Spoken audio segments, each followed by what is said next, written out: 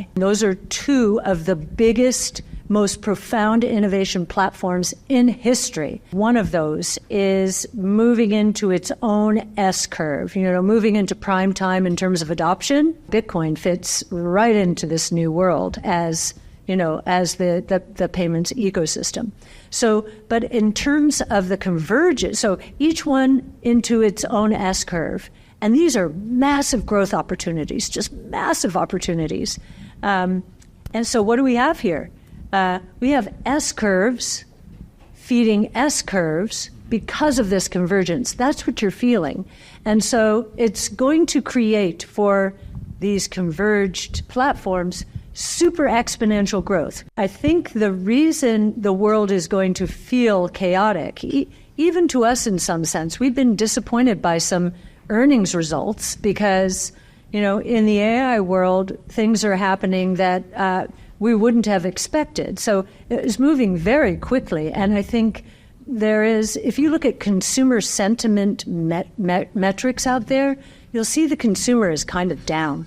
The consumer is not feeling there. Now, I think a lot of it is where the price level is in the economy. But a lot of it also is, if you look at surveys of people making $100,000 or more, their fear of losing their jobs is moving up dramatically here because of AI. And if unemployment follows with this line, it will end up somewhere in the 6 to 7% range in the next year or so. So that's something that's happening that's unsettling. This is much like the late 1800s, early 1900s. Telephone, electricity, and internal combustion engine going to change the world completely. And society was very uncertain, unstable. There was a lot of angst back then, and I think there is. So innovation, all of the innovation I'm talking about, has huge ramifications for wealth creation and standards of living. Right, productivity gains. We think productivity is going to absolutely boom here, and we think real GDP growth could appreciate from where it's been in the last 125 years, real GDP growth from 3% at a compound annual rate, with China bringing up the rear recently. We think that will go to 6 to 8% during the next 5 to 10 years. Most people think that's nuts.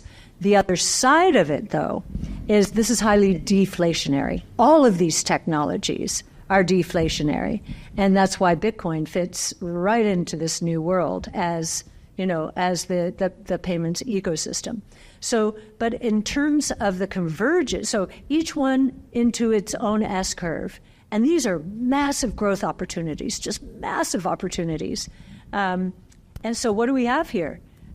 We have S-curves feeding S-curves because of this convergence. That's what you're feeling. And so it's going to create for these converged platforms super exponential growth. Most people in our business, this is the equity business for the most part, do not even understand exponential growth. So exponential growth, if you're at a decent growth rate, means you'll sustain that growth rate instead of law of large numbers decaying the growth rate, right?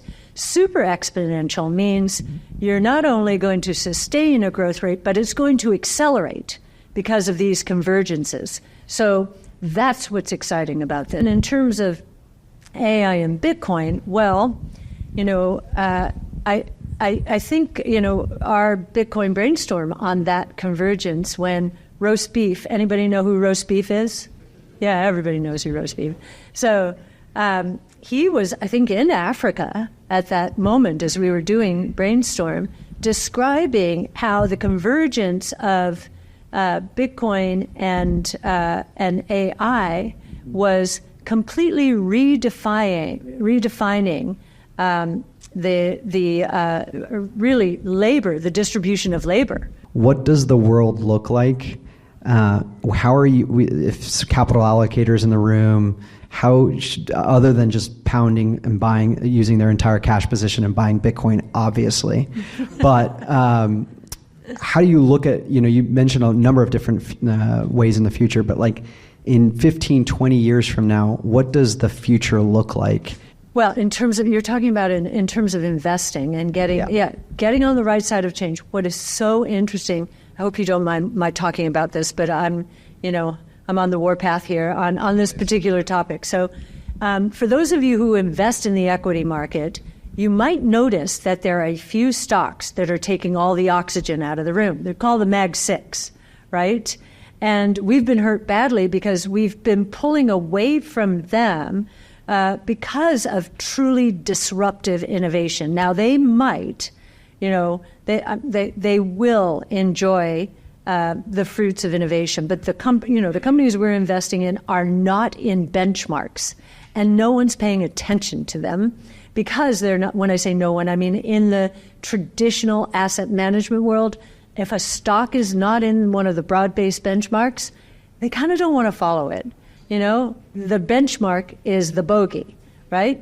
And so I believe we are witnessing the most massive misallocation of capital in history. I really believe that. Now, most people disagree with me on that in the financial markets. So that remains to be seen. So the one thing I would do is, sure, if you're in a very well diversified portfolio, as most advisors would suggest, you'd want some of the broad-based benchmarks and exposure to some of that.